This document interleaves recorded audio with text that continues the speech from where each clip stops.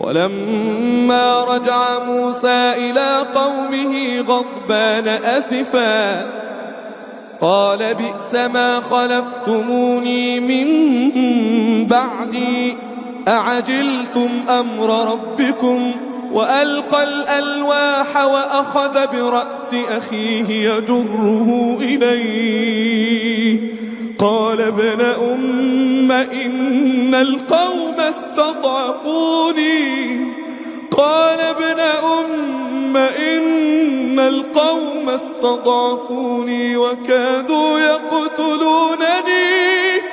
وكادوا يقتلونني فلا تشمت بي الأعداء ولا تجعلني مع القوم الظالمين. Na aliporudi Musa kwa watu wake, naye amekasirika na kuhuzunika, alisema, ni maovu yaliyoje mlionifanyia nyuma yangu. Je, mmeitangulia amri ya Mola wenu mlezi? Na akaziweka chini zile mbao, na akamkamata kichwa ndugu yake akimvutia kwake. Akasema, ewe mwana wa mama yangu, hakika hawa watu wamenidharau na wakakaribia kuniua. Basi usiwafurahishe maadui juu yangu, wala usinifanye pamoja na watu madhalimu. Akasema, Mola mlezi wangu, nisamehe mimi na ndugu yangu, na ututie katika rehema yako, nawe ni mwenye kurehemu kushinda wote wenye kurehemu. Na baada ya Musa kwenda kwenye mlima kusema na Mola wake, kaumu yake walichukua vyombo vyao vya kujipamba, wakatengeneza sura ya ndama asiye na akili wala hatambui kitu, lakini akitoa sauti mfano wa sauti ya ng'ombe, kwa namna walivyomuunda na ukipita upepo ndani yake. Na aliyewaundia ni Samiriyu Msamaria, naye akawaamrisha wamwabudu. Upumbavu gani huu akili zao! Hivyo wao walipomfanya ndiye Mungu wakamwabudu, hawakuona kuwa hawasemezi wala hawezi kuongoa wafuate njia iliyo sawa? Hakika hawa wamejidhulumu nafsi zao kwa kitendo hicho kiovu. Walipotambua kuteleza kwao na makosa yao, wakababaika na wakajuta majuto makubwa kwa kumfanya ndama ndiye Mungu.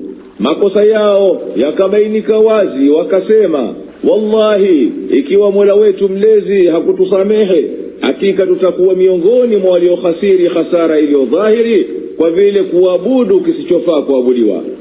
Na Musa aliporejea kutoka kuzungumza na Mola mlezi wake kuja kwa watu wake, naye kakasirika nao kwa vile walivyomwabudu ndama, na amehuzunika kwa kuwa Mwenyezi Mungu amewatia mtihanini, kwani Mwenyezi Mungu alikwisha mpa habari ya yale kabla hajarejea.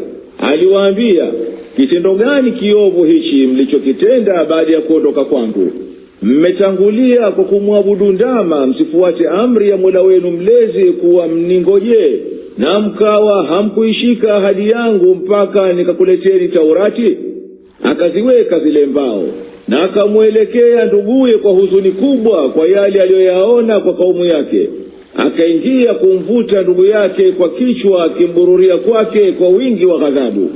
Haya ni kuwa alidhani kuwa amefanya taksiri, hakuwazuia kufanya walioyafanya. Harun akasema, ewe mwana wa mama yangu, hakika hawa watu walipofanya walioyafanya walinidharau na wakanishinda nguvu, na wakakaribia kuniua kwa kuwa niliwakataza wasimwabudu ndama.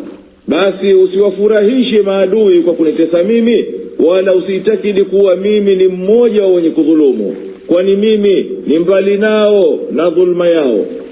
Harun amemwita Musa kwa kumnasibisha na mama yao, japokuwa hao walikuwa ndugu khalisa wa baba na mama, kwa sababu huyo mama alikuwa muumini. Kumtaja yeye ni kuzidi kukumbusha mapenzi. Musa alisema, ewe Mola wangu mlezi, nisamehe kwa haya niliyomfanyia ndugu yangu kabla sijayajua mambo.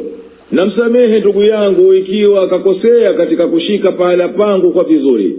Na tuingize katika eneo la rehema yako, kwani wewe ndiwe mwenye rehema nyingi kushinda wote wenye kurehemu.